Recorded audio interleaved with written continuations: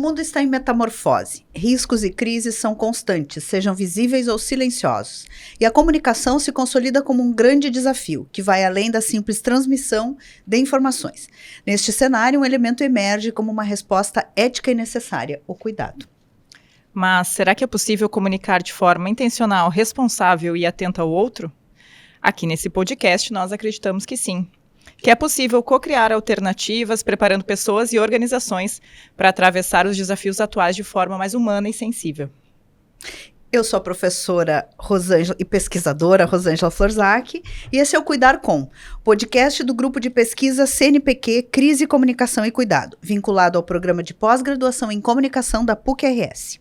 E eu sou Júlia Machado, também faço parte do Cuidar Com, esse grupo que articula atividades de pesquisa e extensão voltadas à comunicação em contextos de crise nas mais diversas áreas, mas sempre pela perspectiva do cuidado. Sejam bem-vindas e bem-vindos. E hoje estamos encerrando a segunda temporada do nosso podcast, que justamente falou sobre a pesquisa. E para isso estamos recebendo aqui duas colegas do nosso grupo de pesquisa, do próprio Cuidar Com, para que a gente possa contar um pouco das nossas iniciativas de pesquisa e extensão no ano de 2025. Estão conosco as nossas colegas pesquisadoras, Rafaela Redim e Luana Quinasso. E eu vou aproveitar para apresentá-las brevemente. A Rafa, nossa colega Rafa, é mestranda do PPG-Com da PUC, especialista em comunicação e marketing político e administração pública no século XXI, além de ser jornalista. Exato. E a Luana Quinasso é pós-doutoranda em comunicação social pela PUC-RS, doutora com dupla titulação em comunicação social, PUC-RS, e sociologia na Universidade Paul Valéry, Montpellier III, professora colaboradora do programa de pós-graduação em comunicação social aqui da instituição. Sejam muito bem-vindas, fiquem à vontade para complementar a apresentação, contando também, né, das suas outras frentes de pesquisa, enfim, de tudo que um pesquisador faz aí no seu cotidiano. Olá, tudo bom? É um prazer estar aqui hoje. A gente que acompanha, né, o podcast, a produção, os resultados tão de pertinho, poder participar aqui nesse fechamento, contar, né, como foram as ações do último ano. É um prazer mesmo estar aqui. Eu sou a Luana, então, essa a voz da Luana, e eu pesquiso desinformação em momentos de crise, né? Minha tese é sobre a desinformação vacinal durante a pandemia. Então, eu analiso como a desinformação é um elemento que faz com que as pessoas se socializem, né? Organiza os grupos sociais. E eu sigo trabalhando isso também na temática climática, né? No debate climático. E aí que converge, né, a minha pesquisa com o Cuidar Com, que tem iniciativas que a gente vai falar hoje, muito importantes em prol, né, do debate climático, em como levar isso para a sociedade, como comunicar isso de forma eficiente para a sociedade, a partir dessa perspectiva do cuidado, que é muito importante, que traz aí todo um embasamento que nos ajuda na nossa pesquisa, mas ajuda a gente também a compreender a sociedade. Muito obrigada, então, pelo convite hoje. Para a gente encerrar, né, essa temporada de podcast aqui do Cuidar Com. É uma grande honra fazer parte desse grupo, estar aqui com vocês também, excelentes pesquisadoras, né, com quem a gente faz trocas muito boas ao longo do ano inteiro. A Júlia aqui fez um pouco a introdução, né, daquilo que eu faço hoje ou das minhas formações. Eu trabalhei muitos anos na iniciativa pública, né, com a comunicação, aquela voltada a pessoas muitas vezes em situação de vulnerabilidade, aqui na Prefeitura de Porto Alegre mesmo, no Governo do Estado, na Assembleia Legislativa também, entre outros órgãos. E algo sempre me inquietou muito, que é como que se dá necessariamente essa comunicação com esse público que está em situação de vulnerabilidade. Durante a especialização ali de administração pública, também eu tive essa ideia de falar sobre as enchentes que estavam ocorrendo em 2023, então ali também já gerei um projeto sobre isso para o TCC dessa pós. E eu pensei, nossa, mas eu acho que a gente pode ir além, porque eu estava falando de administração pública. Como que a gente pode realmente adentrar a comunicação de risco e de desastres, né? Como que a gente pode aprimorar ainda mais essa comunicação ou entender um pouco mais desses meandros. E aí, então, me associei aqui, né? Entrei no mestrado da PUC para falar sobre isso, sobre comunicação de risco e desastre mesmo, fazendo parte desse grupo. E de novo, uma honra, um prazer muito grande estar aqui com vocês hoje.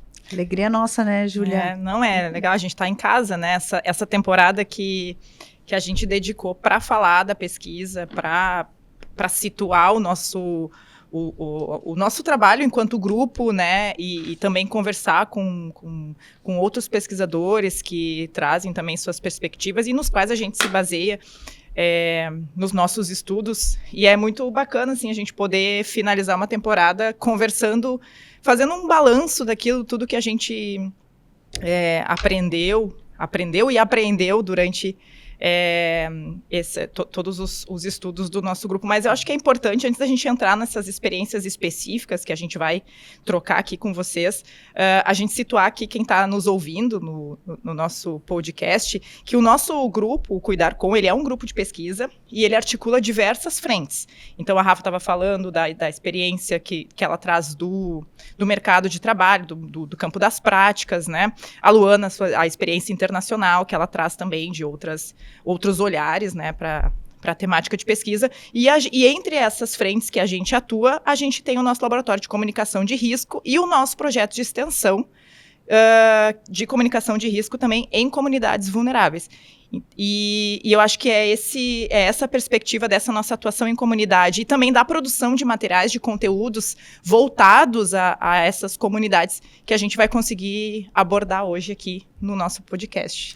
Esse laboratório que a gente fala, né? Porque quando a gente fala em laboratório tem sempre um imaginário que vem à nossa mente, né? É um laboratório o laboratório de comunicação de risco, ele funciona justamente como um espaço de pesquisa e experimentação. Não temos lá equipamentos de pesquisa química, né? Como é o que vem na tubos nossa... de ensaio. Tubos de ensaio, etc. Né? Microscópios e toda aquela parafernália. Mas temos muitas pesquisas, né, da área de comunicação, muitas pesquisas qualitativas e muito apoio num sentido que a gente poderia chamar até de consultoria, né, para órgãos públicos e para iniciativas privadas, que são produtos de pesquisa. Então, essa é a grande diferença de um laboratório ligado a um grupo de pesquisa e que está dentro de um programa de pós-graduação. As nossas pesquisas, elas não ficam confinadas às nossas publicações. Elas têm um impacto na sociedade de uma maneira um pouco mais rápida, talvez, do que poderia ter em uma outra circunstância.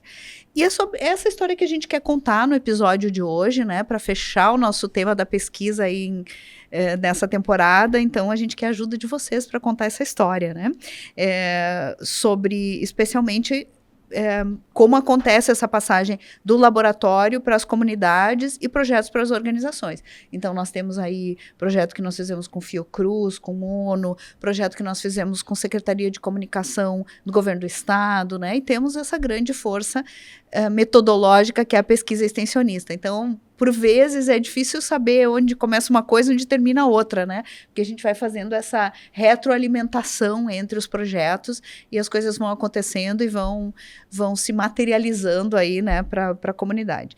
Então, Rafa e Luana, se vocês quiserem falar um pouquinho dessa experiência de estar trabalhando nesse contexto que eu menciono, vamos lá. Certo, acho que eu posso começar falando um pouco do nosso laboratório extensionista, né?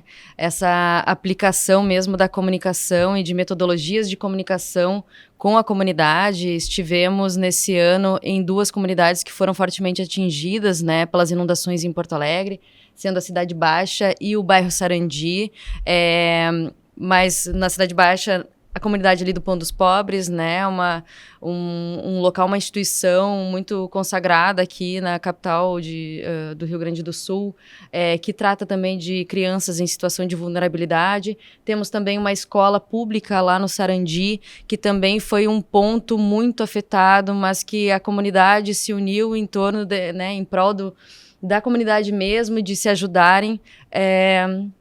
E ter estado lá foi essencial para a gente conseguir identificar vários pontos muito interessantes de comunicação, né? É muito fácil e...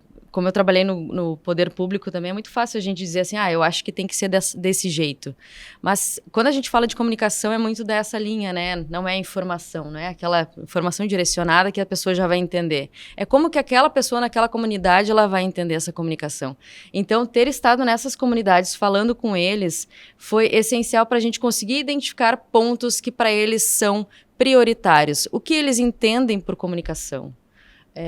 Como que eles entendem que eles conseguiram fazer esta comunicação naquele momento, durante as inundações? E como que eles acham que deve ser o mundo ideal, então? Como que eles acham que deve ser essa comunicação, tanto com o poder público mesmo, quanto entre eles, quanto com outras instituições parceiras, né? A gente esteve mais fortemente envolvido lá no Sarandi, né? Eu, principalmente, dividindo entre grupos, assim, de alunos, de estudantes da escola. Isso foi muito bacana, porque nós tínhamos professores, nós tínhamos membros da comunidade e tínhamos os estudantes com essa visão muito mais jovem também, de um contexto muito diferente daquilo que a gente vive também, e como que eles entendem o que funcionou. E isso foi marcante demais, assim. Nós conseguimos fazer, então, aplicar uma metodologia de cocriação de comunicação, em que nós fizemos todo um planejamento também, um olhar estratégico para como que funciona a comunicação para eles, o que eles encontram como ideal, para que a gente possa aproximar com parceiros também. Algo que me marcou muito foi a questão que eles trouxeram. Eles não querem o poder público longe, né, da comunidade. Eles buscam o poder público cada vez mais perto. E como que isso pode se desenhar também, né? Eu achei isso muito, muito bacana, assim, desse nosso projeto. Sabe o que é interessante também? Que às vezes as pessoas de fora podem pensar, mas é só comunicar, né? É só fazer uma publicação, só, né, a informação chegar nas pessoas. Mas daí eu trago duas visões, né? Nisso, esse projeto me mexe muito comigo, porque eu sou moradora da Cidade Baixa. Eu moro do lado do Pão dos Pobres, eu saí da minha casa de barco, eu fui impactada, mas ao mesmo tempo eu sou uma pesquisadora da comunicação, eu sou uma jornalista, eu pesquiso desinformação. E mesmo assim, eu estive totalmente perdida naqueles dias, porque é difícil de chegar na informação verificada, verdadeira, saber o que é verdade. Então, assim, quando a gente faz essa troca, isso fica mais evidente, porque as pessoas trazem, né, suas percepções. Não, mas, ok, recebi tal mensagem, tal alerta. Isso foi efetivo? Não, por quê? Daí a gente vai entendendo e construindo com a comunidade, né? Então, às vezes, algo que pra gente na universidade ou no poder público pode parecer muito simples, não é tão simples. É a perspectiva que a gente sempre fala no grupo, né? Da comunicação enquanto relação com o outro. Não é só informar, né? Não é aquela coisa né, direcional ou a informação chegou, a pessoa entendeu. Não, são diferentes contextos, diferentes perspectivas, isso tudo influencia. E o contexto, né? Um contexto de crise é um contexto específico de comunicação, ela precisa de uma comunicação específica, pensada para aquele evento e pensada, né, considerando todas as variáveis, o que pode acontecer se essa mensagem for interpretada de outra maneira, se essa mensagem não chegar, como fazer para ela chegar. Então, entendendo isso, né, a partir de toda também a experiência que a gente construiu durante as inundações de 2024, é muito importante e o grupo tem trabalhado nisso e a gente tem visto resultados muito positivos, assim, as comunidades, como a Rafa mencionou, elas querem poder público próximo, né, não, às vezes tem aquele mito, o povo pelo povo, exatamente, a gente leu muito isso durante as inundações, só que na prática, quando a gente conversa com eles, embora eles possam, né, as pessoas possam repetir esse jargão, assim, não, as pessoas entendem que é necessário poder público, que tem uma importância.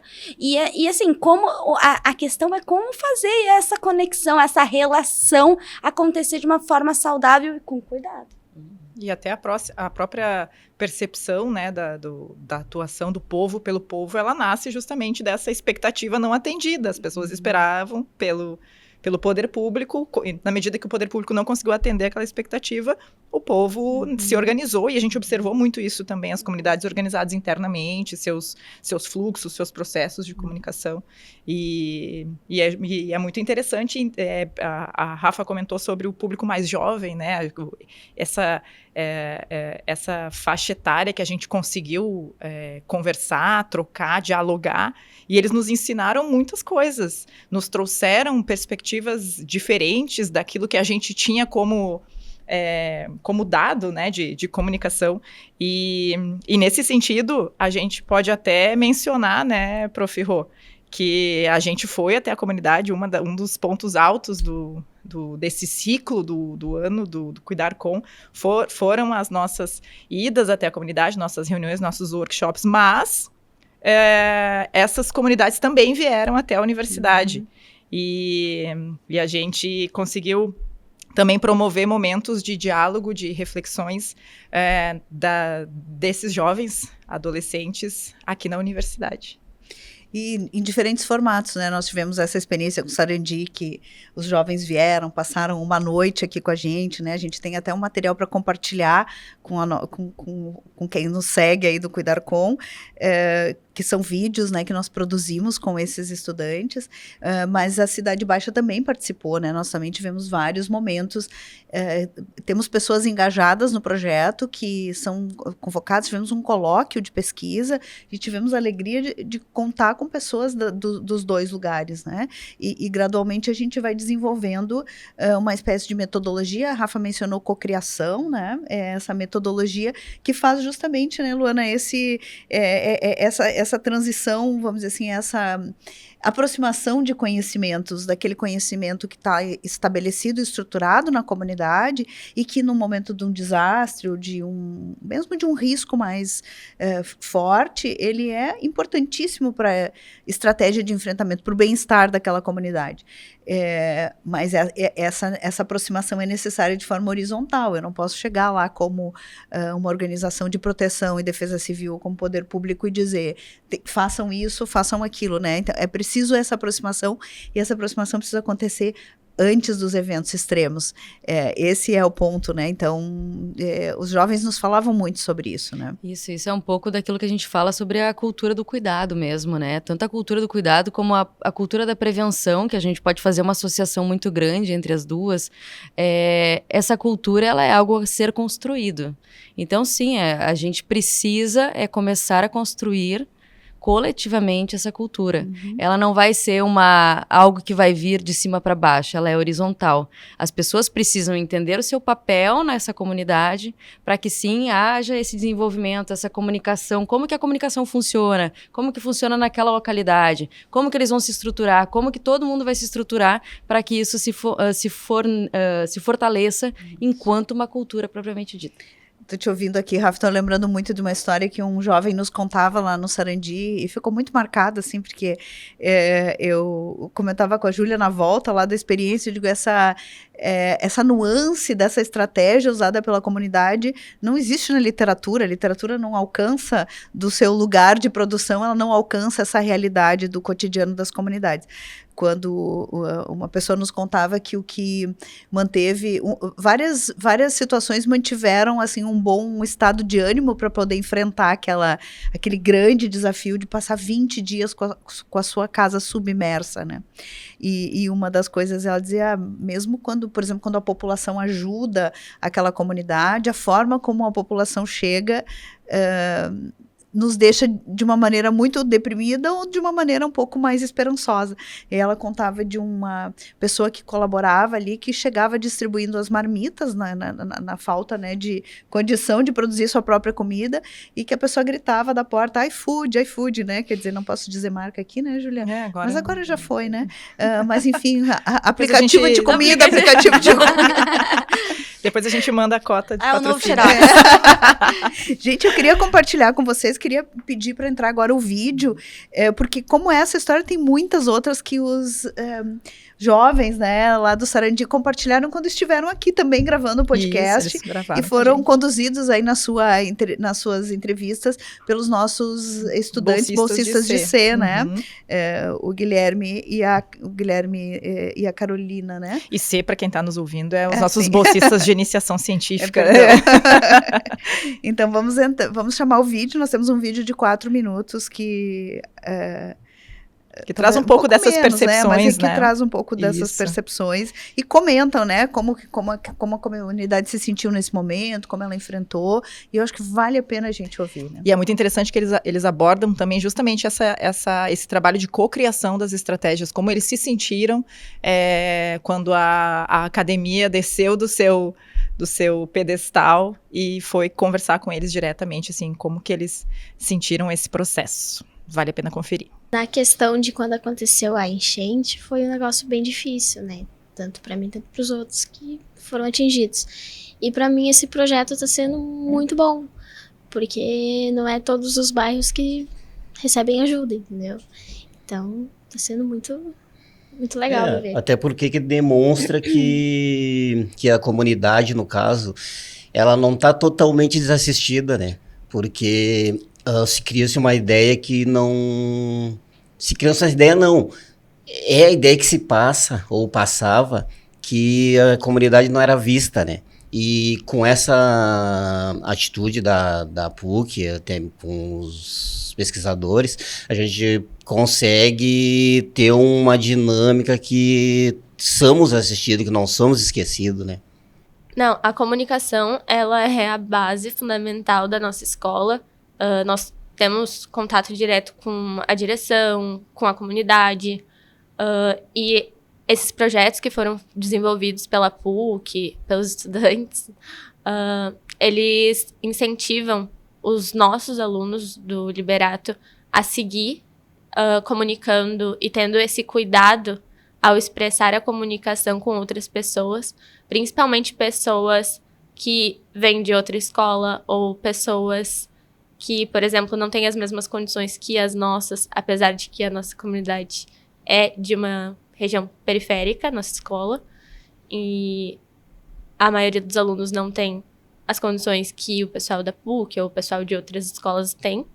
Então, quando eles se comunicam com essas pessoas, eles têm esse cuidado de entender o lado dessa pessoa, de como essa pessoa se posiciona e como essa pessoa pensa. Então, eu acredito que é muito importante que os alunos tenham essa comunicação cuidadosa, afetiva. Muito se falou nos nossos encontros sobre a comunicação, principalmente para pessoas que têm necessidades especiais, pessoas que não são alfabetizadas, pessoas que não enxergam. Daí a gente muito falou sobre placas, símbolos, áudio, porque nós falamos sobre, durante a enchente, como era difícil tu ter acesso a uma informação. Quando que tu teria que sair de casa? Quando que tu teria que procurar um abrigo? Não tinha essa comunicação, principalmente para a comunidade periférica, principalmente para pessoas que não são alfabetizadas, que não conseguem ir procurar um artigo, ler, não conseguem ler uma reportagem. Então, muito se falou sobre comunicação em áudio, comunicação em rádio, grupos. E eu entendo a comunicação como isso, que a comunicação deve ser todo mundo, deve abranger vários tipos de pessoas. É interessante essas histórias, né? A gente viveu esses 4 workshops que nós desenvolvemos nas 2 comunidades. Nós voltávamos sempre assim em estado, em êxtase, né? Desses momentos, porque a gente via tudo aquilo que a literatura dava conta e mais muita coisa que a literatura ainda não produziu sobre essa relação. E como são coisas muito simples, como desenhar, por exemplo, uma cartografia afetiva. Quer dizer, eu preciso saber num momento, eu preciso ter essa segurança na informação, essa integridade da informação, então eu preciso ter um mapeamento dos lugares onde eu posso me abrigar, dos lugares onde eu posso levar meus pets, dos lugares onde, a experiência do Sarandi é muito impactante, E talvez a nossa audiência esteja se perguntando, tá, mas como é que a universidade chega nesses lugares e consegue fazer essa interlocução?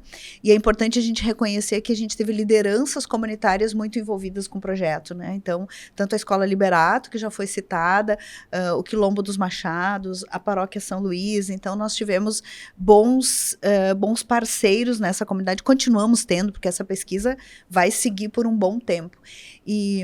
Então, são estratégias, são medidas que não tem uma simplicidade, uma singeleza que a gente saía assim, muito chocados. Isso é muito viável fazer, mas é preciso a escuta. Né? Parar para escutar a comunidade deveria ser uma coisa muito mais natural.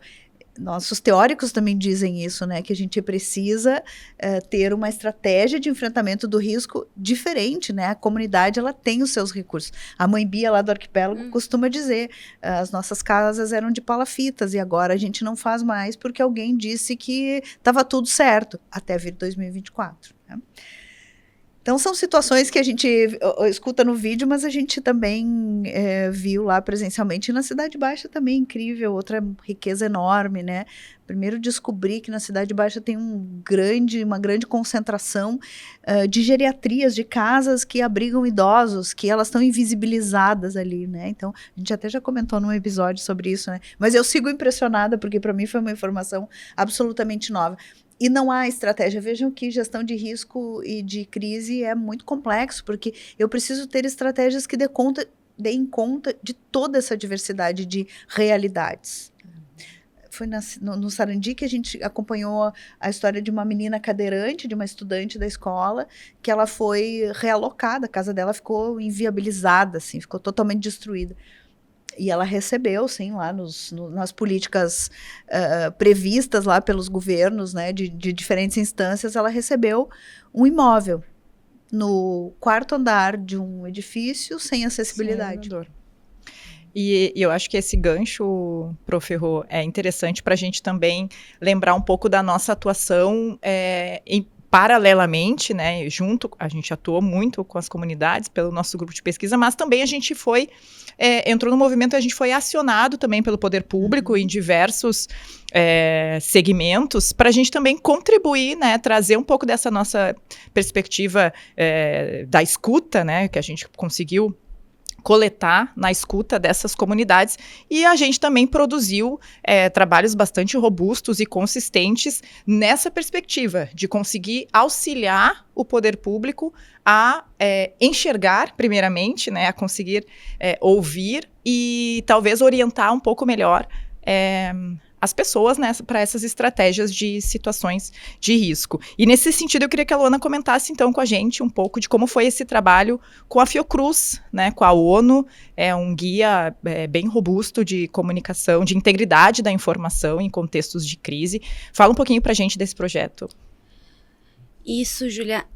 Primeiro, assim, eu acho que é importante destacar que o que faz o diferencial, né? O que é o diferencial em um projeto extensionista com impacto, né? Que é isso, a gente vai ouvir, né? Com uma escuta atenta à sociedade, né? Camadas da sociedade, esferas da sociedade, mas não vai morrer ali. A gente vai continuar ouvindo como a gente ouviu agora, os relatos e como a gente vai seguir trabalhando para, né, buscar soluções.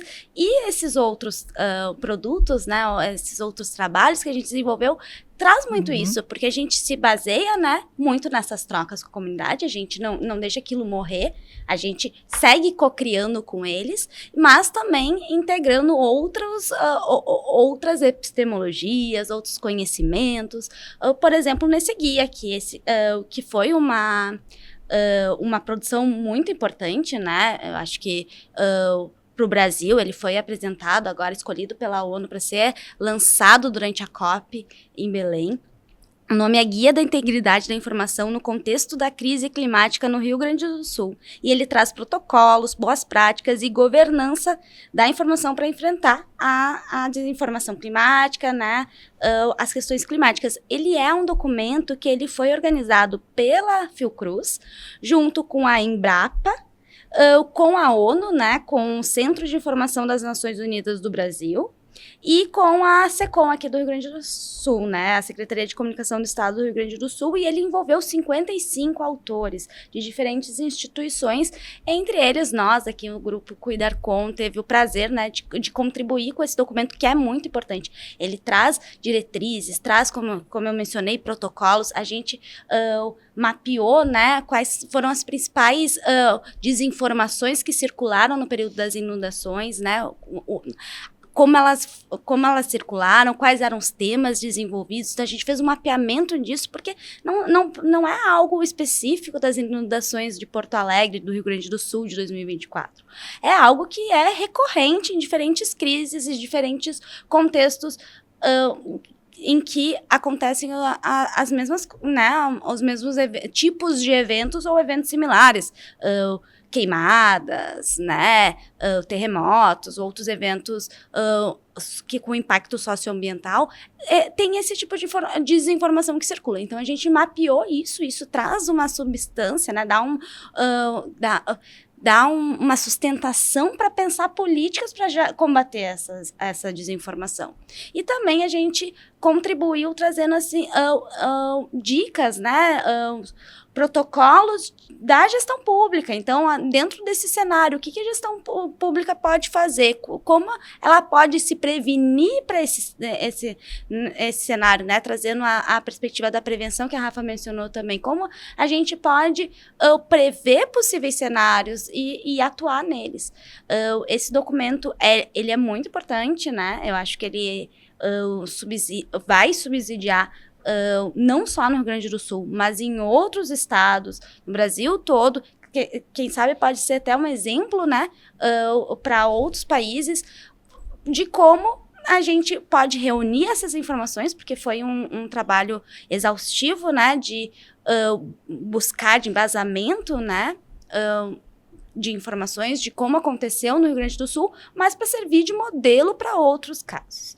Então, esse documento, assim, já está disponível, já tem o link, dá para acessar gratuitamente o e-book. É só procurar a guia da informação pelo título no Google, que vocês vão chegar rapidinho. Depois a gente pode, eu acho que a gente coloca no link, isso, né? E leiam esse material, divulguem, né? Mandem para gestores que vocês conhecem, ou para outros pesquisadores, porque é uma iniciativa muito importante. E, assim, foi um trabalho colaborativo entre diferentes instituições que a gente teve, né, Rosângela? O prazer de ser convidados. São várias universidades envolvidas, né, vários pesquisadores envolvidos e todo mundo tentando discutir isso, que hoje é um grande dilema para a sociedade, porque a gente acompanhou situações em 2024 aqui, mas agora recentes, em episódios como o tornado lá no Paraná, agora nas últimas semanas nós tivemos muitos casos, tivemos o vendaval em São Paulo, como a desinformação, ela atrapalha a sociedade, né? E como ela é facilmente disseminada. Então, claro que a gente tem um ambiente midiático hoje completamente remexido, novo, né? Novo no sentido de ser entendido pelo cidadão e um deslocamento da confiança, como a gente vem conversando aqui. Então, as pessoas, de fato, confiam mais na mensagem que é levada por uma pessoa conhecida via WhatsApp do que na informação oficial. E isso exige dos governos e das estruturas de proteção e defesa civil uma efetividade muito maior, porque se eu reconheço esse cenário de deslocamento da confiança, eu não posso demorar tanto com a informação, eu preciso que a informação, e aí eu estou falando da informação antes da comunicação, que ela alcance, né, as pessoas, que ela chegue onde ela precisa chegar, que eu entenda como as comunidades vão receber, vão acolher, o que elas vão fazer com essa informação. Então, esse guia nos ajuda, vamos dizer, decifrar um pouco desse cenário, e ele pode ser trabalhado em escolas de educação básica, ele pode ser trabalhado por pesquisadores, né? Nós tivemos um ano muito produtivo na pesquisa de comunicação, para tratar de riscos e de crises e de desastres, principalmente.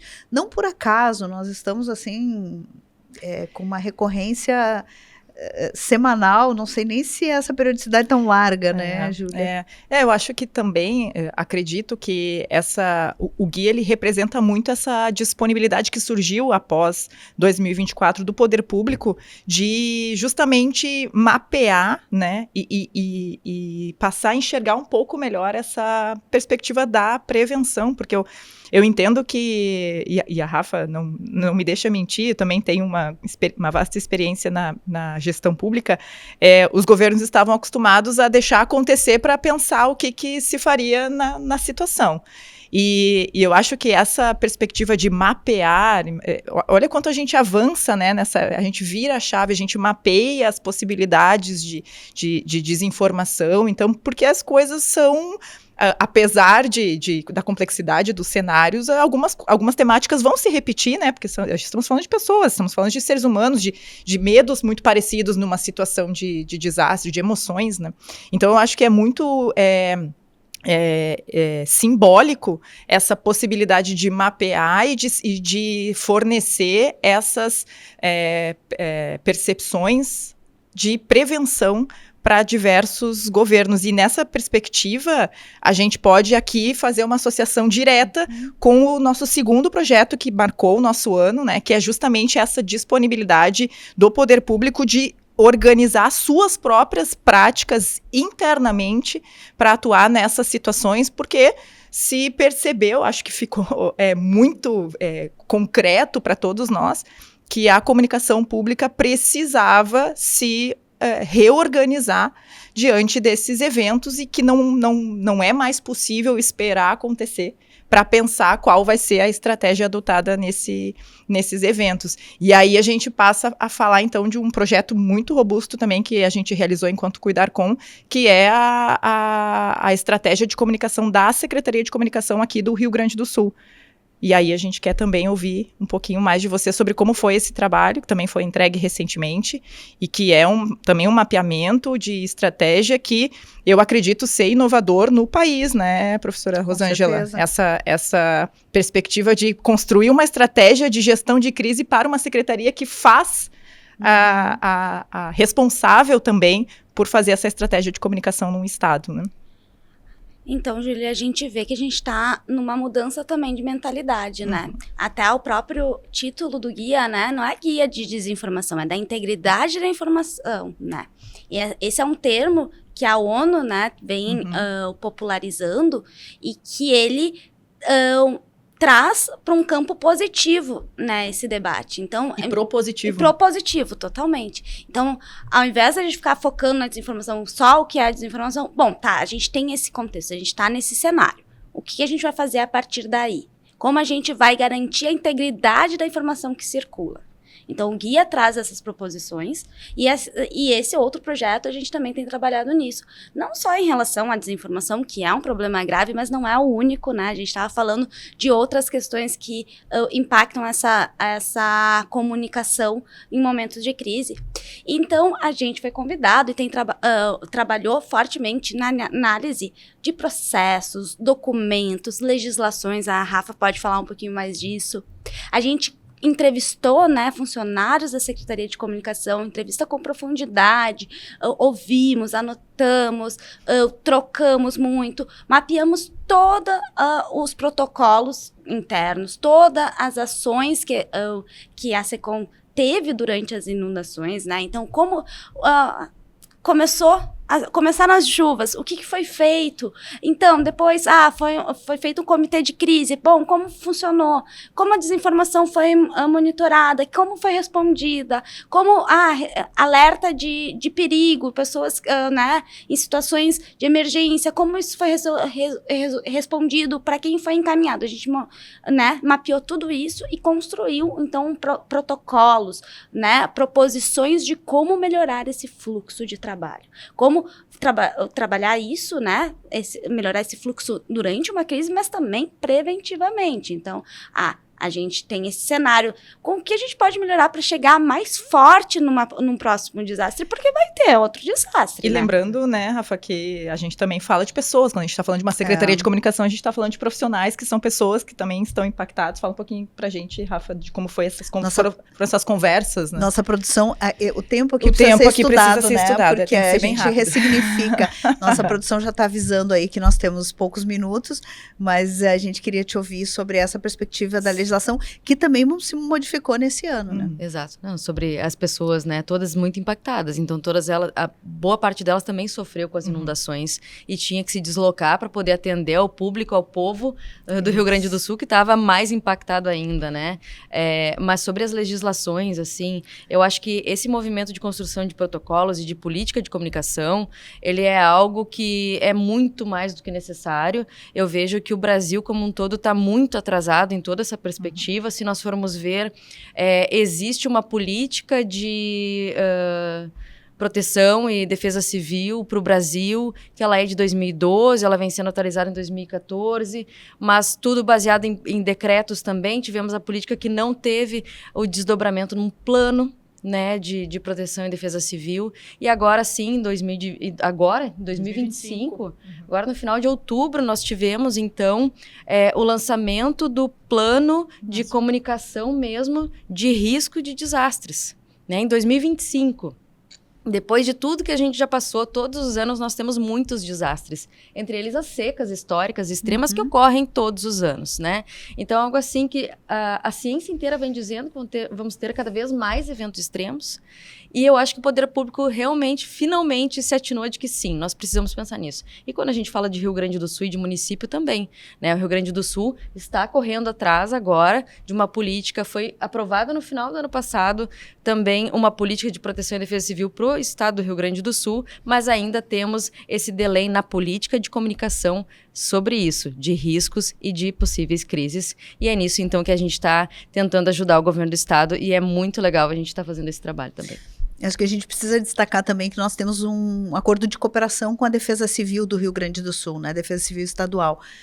Na temporada 1, nós tivemos aqui a Tenente Sabrina conversando com a gente, e a gente tem um convênio assinado, né, Laboratório de Comunicação de Risco com Defesa Civil do RS, justamente para poder fazer essas interlocuções. Nós, aí projetos menorzinhos, né, ajudamos a desenvolver um pouco a equipe de comunicação da Defesa Civil, então fizemos algumas... de treinamentos. Fizemos formação continuada aí com lideranças da Defesa Civil. Então, tem um trabalho que, como vocês diziam, né, ele vai se complementando, ele vai se retroalimentando, né? E isso é muito produtivo, porque quando a gente vai gerando bastante conhecimento para compartilhar com a sociedade, porque não faz sentido a gente gerar esse conhecimento e ficar aqui circulando apenas entre nós. Isso, né? E a informação é aquela que a gente cocria com as comunidades também vai embasar essas políticas, esses documentos, esses protocolos. Os protocolos a gente leva também para dentro da comunidade. Então é algo que se retroalimenta, assim, é muito bonito de ver isso tomando forma e fazendo votos de que a gente consiga realmente, né, chegar lá tendo uma comunicação um pouquinho mais próxima e relacional, né, com as pessoas. Acho que vale mencionar esses dois documentos que a gente, então, está apoiando a Secretaria de Comunicação do Governo do Estado, que é a Política de Comunicação para Eventos Extremos e Desastres e o Protocolo de Comunicação em Eventos Extremos e Desastres. Então, a política são aquelas grandes decisões tomadas a priori e o protocolo é o checklist, o que precisa ser feito. Eu queria fazer mais um comentário que a gente mencionou várias vezes a questão temporal, então nós estamos gravando esse episódio no finalzinho de 2025 para encerrar o nosso ano, mas ele vai ao ar no início de 2026, quando a gente já vai estar trabalhando de novo em outros tantos projetos. Então, a pesquisa não pode parar, o cenário social, ambiental demanda que a gente siga pesquisando e a gente precisa cada vez mais pessoas engajadas em pesquisa com impacto, em pesquisa que gere resultados para a sociedade, que ajude a sociedade de maneira muito objetiva. Para isso, a gente segue aí com o grupo Cuidar Com e com o Laboratório de Comunicação de Risco. Vou aproveitar aqui, Júlia, para mencionar, então, quem são os integrantes do nosso laboratório. Nós temos o Abner Freitas, a Edil Brites, Carolina Reverbel, Eric Nogueira Becker, Franciele Falavinha, Guilherme Negruni, Janes Moraes, Júlia Machado, que está aqui com a gente, Lara Eli, que defendeu sua tese de doutorado recentemente, Luana Quinaso, que hoje está com a gente também, Mariana Valério, Patrícia Strelov, Rafaela Redim. Rosângela Florzag. Obrigada. Silvia Marcuso e Thaís Ribeiro. O podcast é produzido, então, hoje pela Thaís Ribeiro e pelo Guilherme Negruni. A gente fica por aqui, então, com esse episódio de conclusão, né, de celebração dessa temporada sobre a pesquisa acadêmica. E a gente fica aí o convite para todo mundo seguir o Cuidar Com nas redes sociais, lá no Instagram, no LinkedIn, acompanhar as nossas pesquisas, os nossos eventos, os nossos trabalhos. Até a próxima!